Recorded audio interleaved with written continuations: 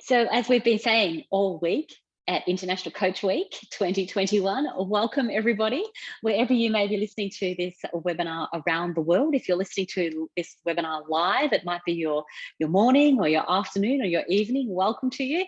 And if you happen to be listening to this podcasting later, welcome to you as well. My name's Natalie Ashdown from the Open Door Coaching Group. It's a pleasure to be here with you today. And a shout out to our partners, Synergy Global, who are our partners for the conference as well. And a shout out to Heather Jane Gray, who I know is on the line and will be popping some great comments and sharing her wealth of knowledge and experience into the chat box as well. Good afternoon. We're always jealous, Nathan, when you tell us where you're from. You're in Bali at the moment, which is wonderful. So today we're going to explore bad questions and how to avoid those ineffective questions in our coaching practice and tidy up a few questions here and there as we go. Before I begin, as always, I'd like to acknowledge the traditional owners and the custodians on the lands on which we meet today and their continuing connection to the land, waters and communities of Australia. And we pay our respects to them and to their elders past, present and emerging, and anyone who might be an Indigenous person from a country who's joining in wherever you're joining in from around the world. We welcome you. So our agenda for today, oh, by the way, that's me in full Zoom mode. Our agenda for today, what makes an ineffective question? So I've loved the fact that we've spent most of International Coach Week being inspired, thinking about how we can extend our practice, how we can coach managers in the workplace around us. We're really often focusing on what does good coaching look like? What does great coaching look like? I did a presentation for the Air Force earlier in the week, and it was all about this is what really good coaching looks like, and if you want to extend your coaching skills, this is what great coaching looks like.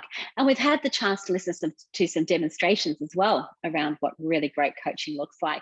So this kind of makes me laugh when I go, all right, let's talk about the bad stuff and what we can do about that. So it's good to keep a tune up on this actually, because even as experienced coaches, we might find some of these things slipping back into our practice if we get a little bit lazy here or there. You know, some of these ineffective questions might slip back into our practice. So I see this webinar today is a little bit of a tidy up, perhaps, of some of our practices as we go along. I, for one, am watching these things. Okay, so I am thinking about to what extent do I do this, and how can I tidy myself up as well. So we're thinking also about what's the impact on the coachee, what's the impact on the person when they are actually receiving an ineffective question. I was listening to some coaching that I did yesterday, and I thought, oh, it was just a little bit jarring for me. I felt my question didn't quite hit the mark, didn't quite land properly. So I reflected about how I could have tidied up those questions, and that's really good practice for us to do. And what's a good reframe? So once we think about the bad question, then how do we actually respond? And just on that note, as I mentioned, if you happen to listen to your recordings, it's a really good practice to do. What I have done for some time, and I know there's experienced coaches that are on the line that do that, you listen back to your recording, you can rate it according to the ICF core competencies. And what I'm particularly listening for is, could I have tidied up that question? How did that question land? What impact did that question have on the coachee? And even in the coaching session that I did yesterday, I think there was at least 2, maybe 3 questions that I asked that I could have actually asked better. I'm not beating myself up, I'm just looking for continuous improvement. I might be beating myself up as well. I'll have to check in on that. Anyway, just looking for how can I continuously improve. And Heather Jane has offered here, even as masterful coaches, we still need to be careful. For instance, Heather Jane says, I do a lot of mentoring with young people, and I know that if I'm not careful, I can sit back into asking leading questions. Yeah, leading questions, closed questions come into it as well, don't they? Yeah. Great. So that's where we're headed to today. We've got 45 minutes together. So if you would like to communicate, please just interact, tell us what you're thinking, tell us those questions that you're thinking about, and just pop a message into the chat box. You can make it to the panelists and to the attendees so everyone can see the chat. I'll read it out as we go as well. So for those people that are listening, you've got the audio there. And if you're podcasting, you'll have the audio as well. So yeah, pop a message into the chat box. If you are interested in ICF CCUs, the professional development certificates, I will drop that into the chat or screenshot it at the end of our presentation as well. So if you are spending your time doing professional development, you want to actually you want to spend your time on professional development, so you want to collect those CCUs as we go. Alrighty, let's have a look at what we're thinking about. So let's talk about first the impact. What's the impact of an ineffective question? Now, this is what I'm watching for as well. I'm watching the client. I'm watching how the client is responding to that question, not just what they're thinking or what they're saying, but how they physically showing up and responding in their body. So I'm watching, did my question land, basically? Was it an ineffective question because it didn't land quite well? And I did notice in the coaching yesterday, there's a couple that I landed and I thought, nah, it's not quite right. So the impact of an ineffective question, thankfully, I don't think this happened yesterday, but impact of an ineffective question is it does definitely break rapport. It can be quite jarring, gee, I don't know how to respond to that.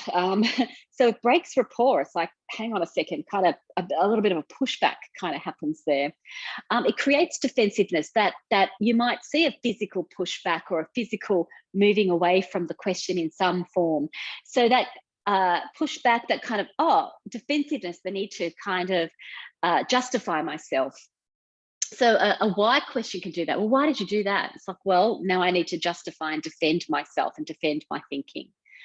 Shuts the coachee down. So rather than the space that we have being an open space, a partnering space, a space where we can work together, be creative, innovate, learn together, it shuts the coachee down. So it shuts that space down.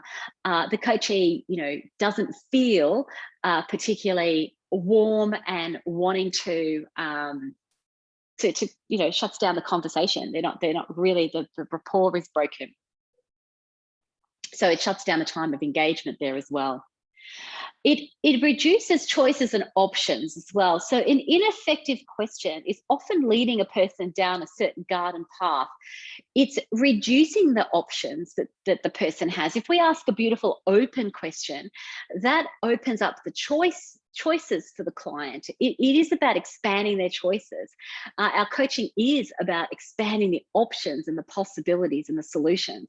So an ineffective question can shut that down. It's basically shutting down half of the brain, shutting down the brain, our creative centers, our innovative centers, prefrontal cortex starts to shut down, the amygdala at the base of our brain, that's responsible for fight, flight, or freeze, starts to pump a bit of cortisol into our body, those kind of things. So you get a neuroscience a neuro response as well, that starts to shut down the choices. So it's very interesting what's happening here from a body perspective. And I know there's a lot of people who have studied neuroscience or have studied conversational intelligence and the impact of our conversations from a brain point of view as well. So please feel free to jump into the chat about that.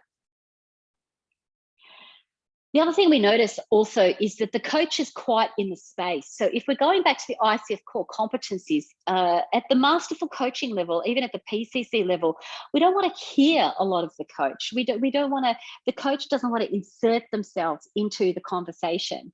So if it's an ineffective question, the coach starts to do a lot more talking, and we don't want that. The coach might start to ask the question in a lot of different ways, and we don't want that because the coach is then doing most of the talking. I've heard coaches where they kind of do a big verbatim blah blah blah blah blah, and I'm listening for the question, and the question's not coming. So what's happening there is that the coach is making some big long commentary about something, and the question is not coming. So that's where the coach is really in the space now. So we're hearing predominantly from the coach, and we really don't want that. It's ineffective. Yes, Mike, you've jumped in. When you assume you know what the client's issue is and you frame a question from your viewpoint, rather than asking an open question for which you'll have no idea how they'll respond. Yes, so that is part of what we do, isn't it? Part of the ICF core competencies calls us to actually ask questions in a curious manner, where we're not attached to the outcome, where we don't know the answer. We are genuinely curious about what the answer to the question might be. So if we're doing ineffective coaching, ineffective questions, we are doing exactly what you said there, Mike. We're assuming we know what the issue is, we're assuming we know what the answer is, and basically we are going fishing. So we're throwing out a fishing line and we're trying to get our answer. Now, I talk a lot about that when we're coaching managers to coach their people, because they spend a lot of time doing it. And it's very annoying. It's very annoying. The coachee responds to go, well, what do you want me to say? Like, obviously you've got an answer. Obviously there's something you want me to say because I'm not saying the right thing. So that fishing, throwing out the question to get, throwing out the question just to reel in the fish that I want, it's quite ineffective. So we've got to watch that practice. And it's a bit of a trap for rookie coaches, particularly rookie coaches with subject matter expertise, where they think they know the answer. And, they may do, but we're trying to coach, not just give people the answers. Alrighty, so there you go, we're setting this up. I really appreciate this quote from Peter Drucker, actually, who said that the most serious mistakes are not being made as the result of the wrong answers. Truly dangerous thinking is asking the wrong question. So it's interesting, isn't it? It's actually asking the wrong question or asking an ineffective question that can lead to mistakes being made. So I've been reflecting on that as well, about, did I ask the right, sometimes you think, well, did I ask the right question? Is that why it led to what's actually happened? So good thing to reflect upon. Feel free to jump into the chat at this point. Tell me what you're thinking. I always kind of think it's fun thinking, well, we're always trying to strive for effectiveness and for, what great coaching looks like. And now we're looking at bad coaching, what bad, potentially ineffective questions look like. Of course, we're doing that so we can continuously improve. Rightio. Okay, so here are a couple of my all-time favorite ineffective questions. And as I mentioned there, yes, these actually came out of a manager's mouth. So I was doing coach training, maybe it was a certificate in workplace and business coaching, a leader as coach, or coaching for performance conversations. I think this one came out of when I was doing a strengths-based coaching exercise with the team. We were really focusing on the team's strengths, how we can move the team forward, what high performance looks like from focusing on strengths. So that was the context. Here's what came out of the person's mouth. The person was talking about the graduates, and for some reason they said, should we tell the graduates how bad it is around here, or should we just let them find out? Because we have to be honest, right? And this person, I thought, this person was one of those people within the, when you're doing some coach training and they throw out kind of controversial stuff, not something you need to shut down, but just, tricky questions, not tricky questions. Those kind of people, they're a little bit antagonistic. They're kind of walking that fine line about where you'd have to have a bit of a chat to them on the break. Anyway, so this person threw out, should we tell them how bad it is around here, or should we just let them find out? Because we have to be honest, right? I thought he was joking. I said to him, oh, you're joking, aren't you? And he went, no. I went, oh, okay, let's discuss that. So how about we focus on what it is we want, how we want to induct the graduates to make them feel comfortable, psychologically safe, blah, blah, blah.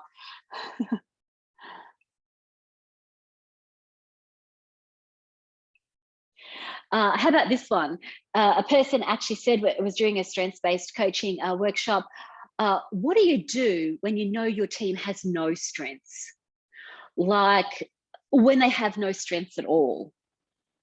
And so I was shocked by that. I went, oh, what do you mean by that? Well, when your team has when your team has no strengths, what do you do then? So there's so many things that came to my mind. And my question for the person was, I wonder what it would feel like to have a manager who actually thought that I had no strengths. And I just let that question, he didn't talk to me for a while after that. I just let that question land, because I thought, it's our job as leaders and as managers to identify the strengths in people and to bring those strengths out. I can't imagine what it would be like if a manager thought I had no strengths at all. Now, to that person's credit, he did go away and have a think about that. And he came back the next day or the next week and he said, I've spoken to my team, I've sat down and really explored their strengths, and I found out things I didn't know before. So all credit to this person. That question that I asked him, it obviously had an impact at some point, and he's gone away and had a good think about it, and he's gone away and identified the strengths and had good conversations with his team members. So that was a bit of a win from a quite a confronting question.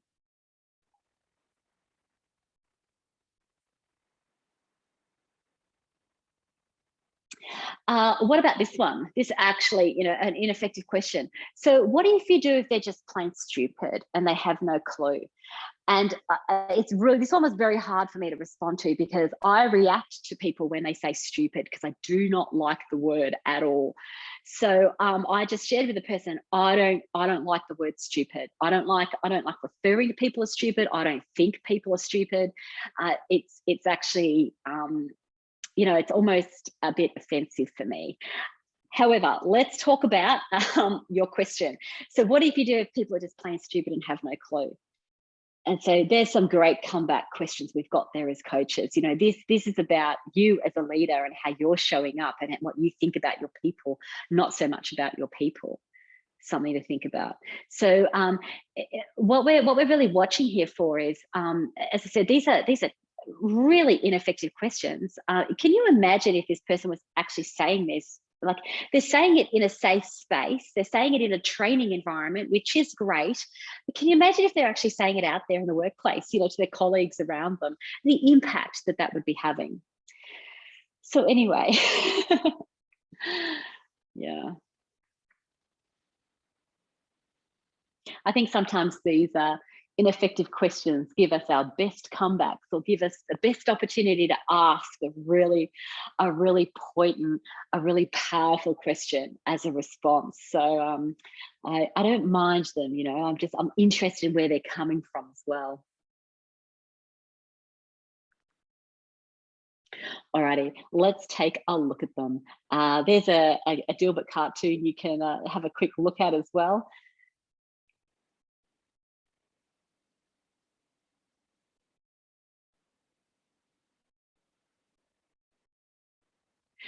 And the pointy head boss says at the end, you ask too many questions. I think Gilbert's problem here, if you notice, is he's asking a lot of closed questions. And poor old Gilbert, he always gets himself into trouble, but he is asking a lot of closed questions. So I think that's why he's getting ineffective answers from the boss. He'll get ineffective answers from the pointy head boss anyway. But yeah, I think he's asking a lot of closed questions there as well. All right, we have come up with, as a team, 16 types of ineffective questions. Can you believe there's so many different types of ineffective questions? So our job now is to think about our own practice and think about, do I need to tidy that one up a little bit? Do I do that? Do I ask a few more leading questions, or do I stack my questions? Do I have to watch out for that? So use this, for those experienced coaches on the line, use this as a way of check in around, do I actually ask these questions? Could I tidy something up there? Here we go. First type of ineffective question, why questions. Now, in the wrong context, why questions, like why did you do that, creates defensiveness, creates judgment, breaks rapport. In the right context, however, as you know, why questions can be very powerful. They get into the heart and the gut. Why is this so important to you? Why are you bothering with this conversation? Why is it so important? So in the right context, why questions land really nicely. In the wrong context, they just cause justification, blame, defensiveness. The amygdala hijacks, things like that. So you've got to watch out for them. And feel free to tell me your opinion, give me your examples as we go along. I'd be happy to grab your interaction as well. All right, the next type, closed questions.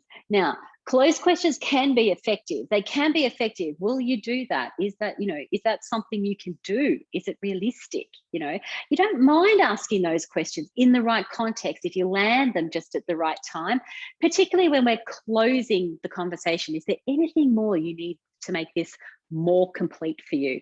Nice question, nice closing question. I want a yes, no answer so I can move on and we can finish up. However, closed questions in the workplace, most often they elicit a yes, no response.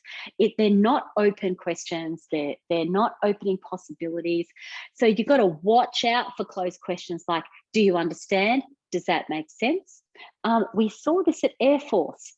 The skills instructors asking the trainees, do you understand? Do you understand? Do you understand? Do you understand? Do you understand? Do you understand? And for those Air Force people on the line doing the knife hand, do you understand? Do you understand? Do you understand? Do you understand? Or as I like to call it, the sprinkler, the sprinkler. And of course, in that environment, of course, they're going to get yes, sir, yes, ma'am, yes, sir, yes, ma'am, yes, sir, yes, ma'am, right?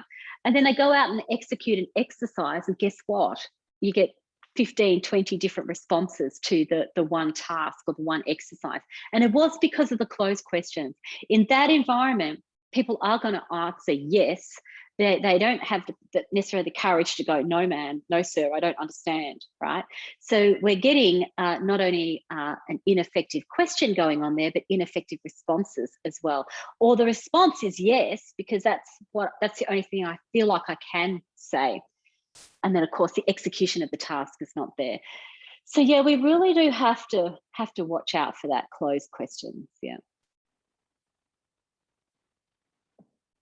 Yeah, Heather Jane, you've written there, closed, leading, stacked, some why questions, too long questions, repeated questions. And this is an issue moving from PCC to MCC. Yeah, definitely. These are covered, these ones that you're talking about. Thought bubbles. So thought bubbles can be quite ineffective as well. So people going, I don't know what they're thinking. I don't know what they're thinking. I don't know what they're thinking. So what's happening here is it's ineffective because, and if you've done our certificate for in workplace and business coaching, we go into this a lot more. It's ineffective because people go, I don't know what they're thinking. What are they thinking? What are they thinking? They're ineffective. The reason for that is because I'm just spinning on my wheels. It's just like, I don't know what they're thinking. I don't know what they're thinking. It's shutting down, and we're just going over and over and over and over it. So watch out for those ones because it's just repeating and repeating. The person's spinning on their wheels there. Here we go. Heather Jane mentioned these stacked questions. So watch out for stacked questions. This was one thing in particular I had to knock out of my practice big time. I didn't realize how much I stacked the questions until I was taking that journey from PCC to MCC. It wasn't like I was meaning to. What was happening was I was hearing a question. I liked the sound of the question, so I reframed it or asked it again. And that was not necessary. The mentor that I had just said, go with the first question and then zip it. Ask the first question, that's all you need to do. So I really had to practice that, only because I liked the sound of the question. So stacked questions. If you're saying things like, what are you seeing or what are you thinking? Two different things that are actually kicking in there. What are we seeing? Picking up the visual element of learning. What are we thinking? Picking up auditory digital. So two different things are going on there. Would you like tea or coffee? Yes. First of all, closed question, stacked question. So what are you seeing? What are you thinking? What did you think? What do you think you might want to do about that? I mean, that's a triple stacker. We don't want those kind of questions. They're quite ineffective. The impact it has on people is that very fact-based coachees will go, well, which one of those questions do you want me to answer? The first one, the second one, or the third one? So we want to watch out for it. Drives me nuts when I hear news reporters, interviewers, and they do this big long diatribe, blah blah blah blah blah blah blah, and then they ask like a multi-stacked question. It's hard to listen to. I'm like, just ask a single question and make it a good one, and then we can listen to the response. But anyway, well, I've got to cool my jets on that one, only because I had to really sort it out for myself.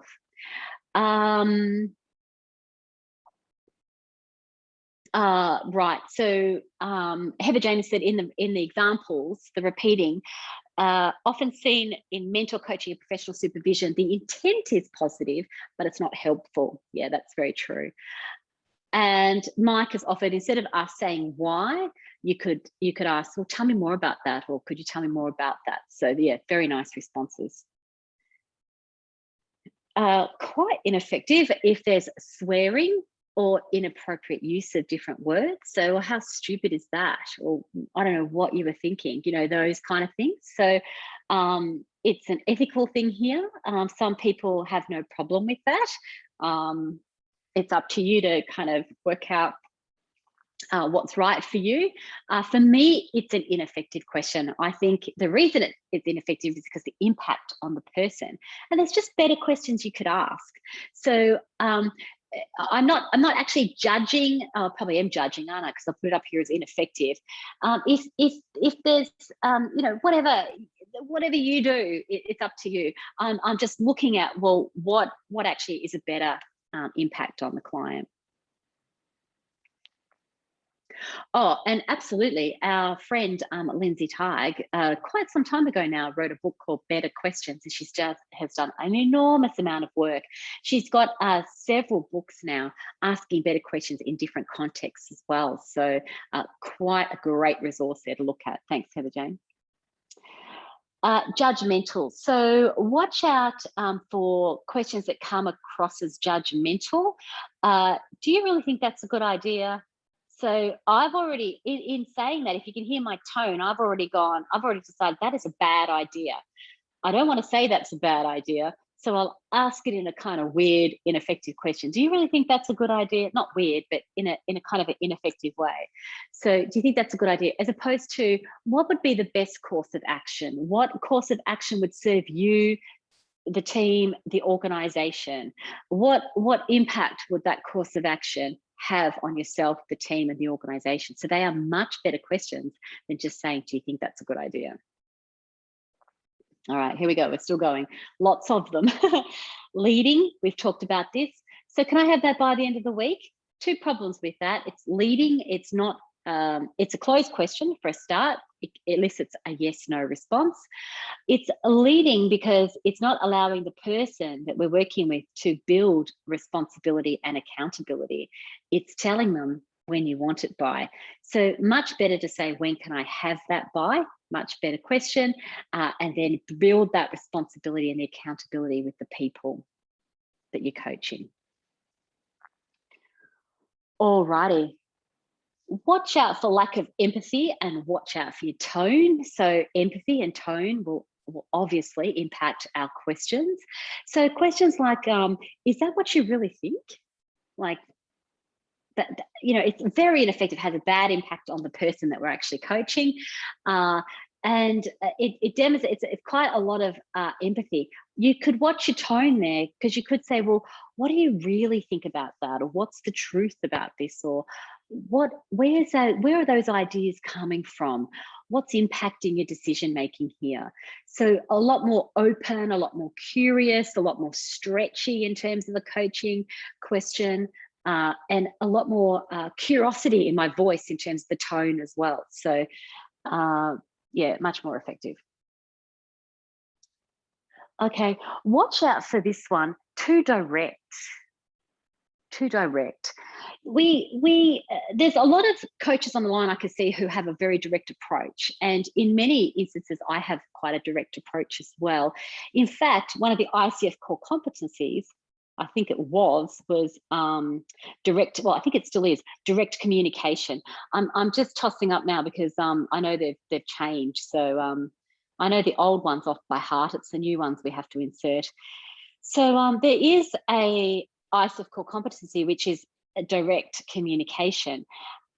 But being too direct at some points, if it's just not quite hitting, if it's just not the right tone, if it's not the right opportunity, if you're being direct for your own purposes rather than to serve the client, it's really ineffective. So recently, I had the opportunity. Someone said, "Oh, it's just so sad." I said, "Well."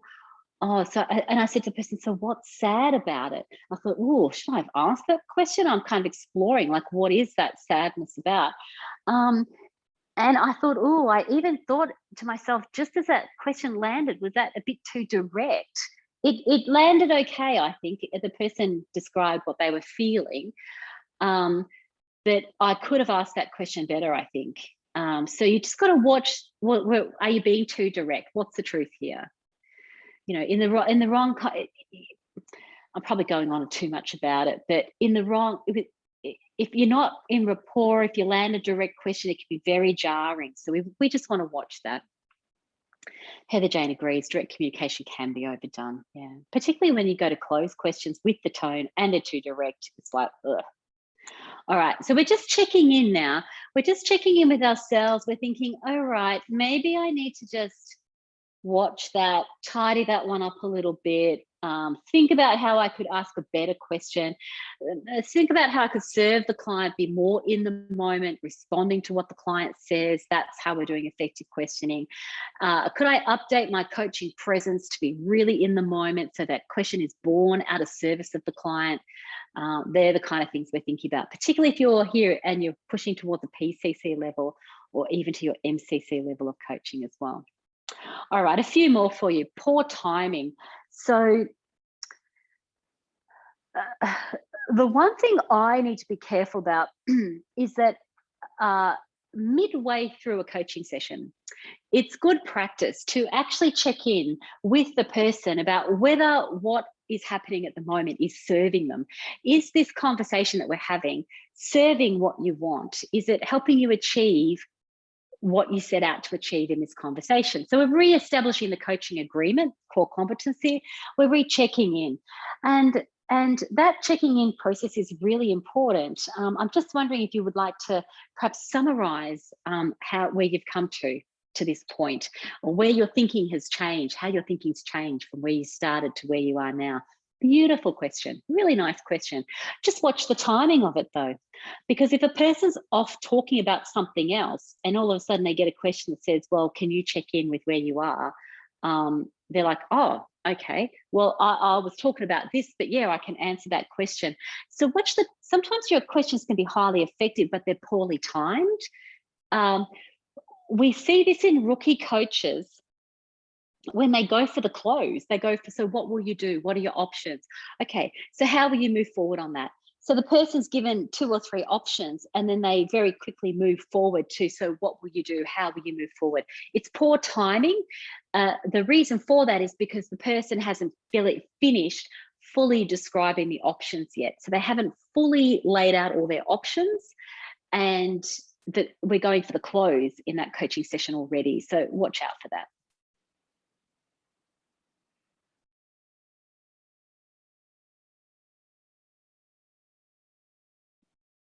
And yeah, please feel free to jump in at any time if you think of a great, powerful question at the end of the session. Yeah, as Heather Jane said, yeah, anytime you can jump in with your questions, absolutely. Watch out for awe. I don't like awe. I don't like, sorry, it's not that I don't like awe. It's that what I most often hear, particularly when I'm delivering training, like in our certificate in workplace and business coaching, which I know a number of you have done, you hear coaches say, so is that something you can do, and I'm like, or what? So what is happening is people are kind of leaving that ending floating. So would you like a cup of tea, or And I'm like, or what? What are my options here? So there's two ways that all questions kind of annoy me. It's when it's kind of left open. Would you like to come today, or when? The other thing that I find people say is they are stacking now, and what they're actually doing is solutionizing. And so we need to watch out that we're not solutionizing.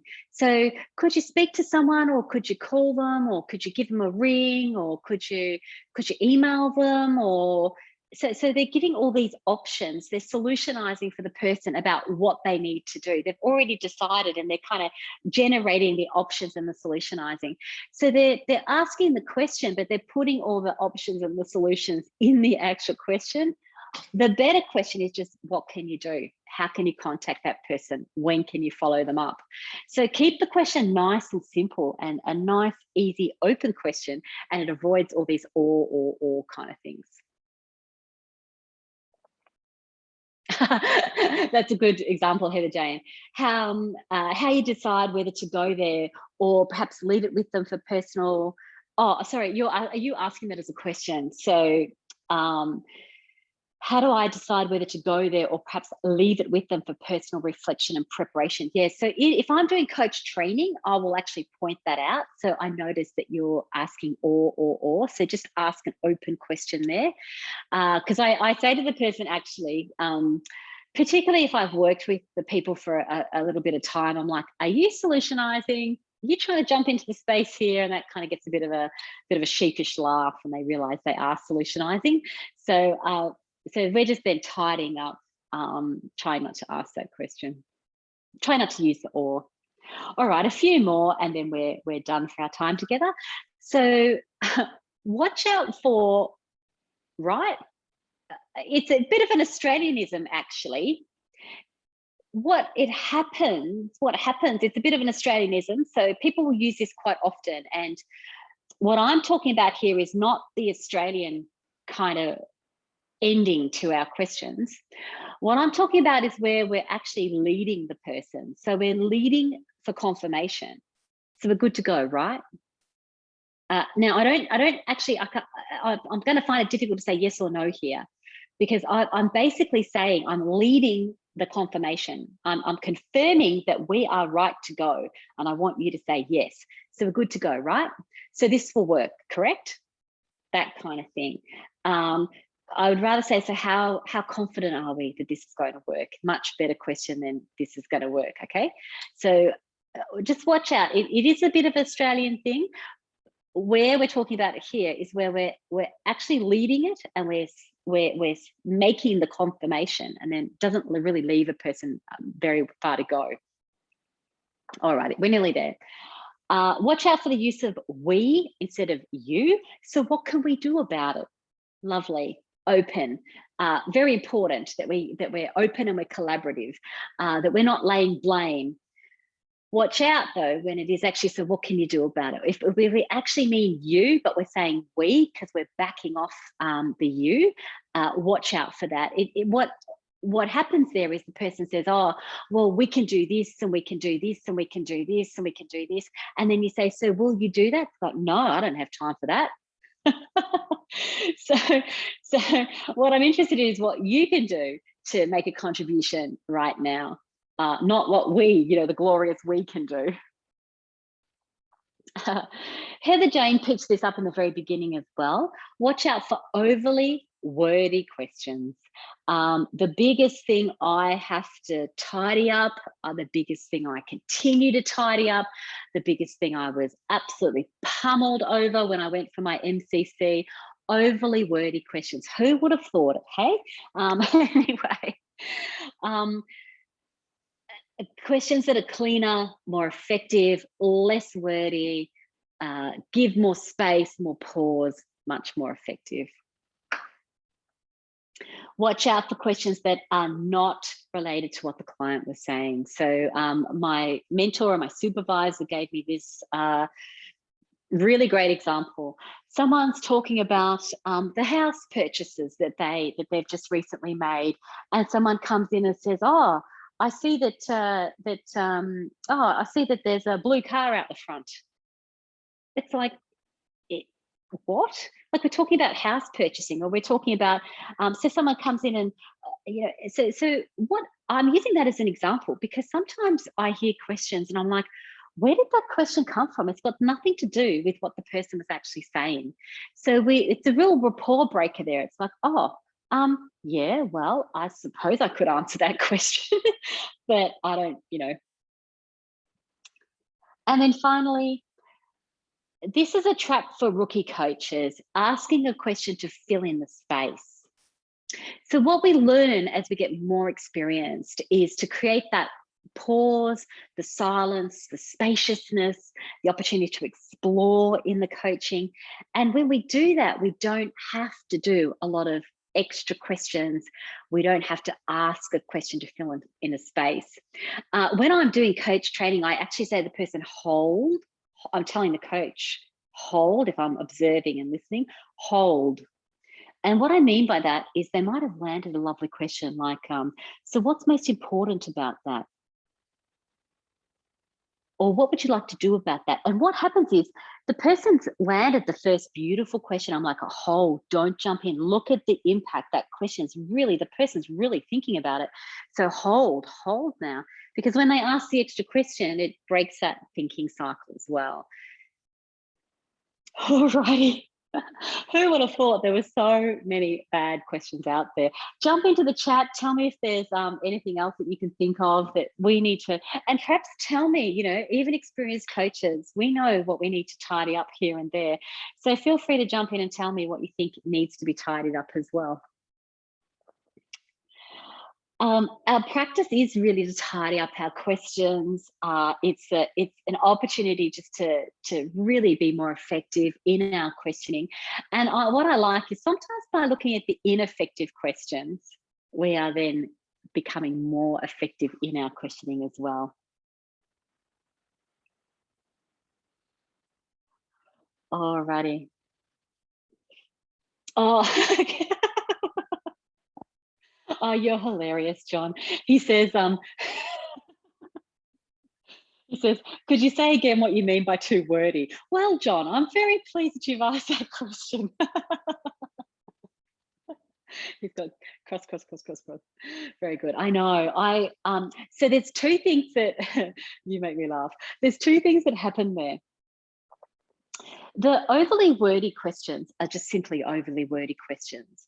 When I'm doing coach training, however, or facilitating, I might repeat myself to make a point. Don't forget that some people are learning through an auditory preference. So they're listening, their preference is auditory. So they're going to be listening and hearing something again, or with a bit of a pause, is actually helping them process and learn. So I'm not talking about that. That's actually really effective communication if we're re-emphasizing a point, or we're re-emphasizing a point for the people on the line that might have a preference that's not visual, for example, or a preference that's more auditory based. So that's fine. What you picked up, which is hilarious, and I'm got to watch out for, is where you could say a question in like 3 words and you're using 10 or more.